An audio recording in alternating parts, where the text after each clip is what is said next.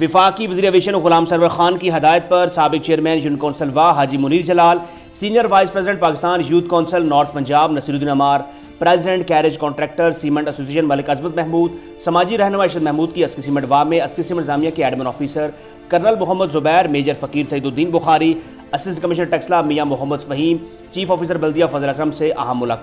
ملاقات میں عوام کے درینہ مسائل کو حل کرنے پر اتفاق اور عوام کو ہر ممکن سہولیات دینے کا فیصلہ کیا۔ ملاقات میں عسکری انتظامیہ نے وفاقی وزیر ایویشن کے وفد کے مطالبات مانے اور ان پر عمل درآمد کروانے کا فیصلہ کیا۔ سب سے پہلے اہلیان علاقہ کا درینہ مطالبہ عسکری سیمنٹ واہ کی طرف سے مسلم آباد، حسین آباد، بہوٹی پنڈ اور دیگر 12 سے 15 علاقوں کو جانے والا راستہ 24 گھنٹوں کے لیے مکمل طور پر کھول دیا گیا۔ پری ہیٹر سے نکلنے والی ڈسٹ جس سے آلودگی اور بیماریاں پھیلی ہوئی تھیں، اس ڈسٹ کو ختم کرنے کے لیے عسکری انتظامیہ نے 300 بلین روپے لگا کر ڈسٹ کلیکٹر وال لگانے کے لیے اکتوبر کے پہلے ہفتے میں کام مکمل کر کے ڈسٹ ختم کروانے کی یقین دہانی کروا دی۔ عسکری سیمنٹ واہ اور اس کے گرد و نواح کے علاقے کے لوگوں میں اس اہم پیش رفت کو دیکھ کر خوشی کی لہر دوڑ گئی۔ اہلیان علاقہ نے وفاقی وزیر غلام سرور خان کا شکریہ ادا کیا اور ان کے وفد کو خراج تحسین پیش کیا۔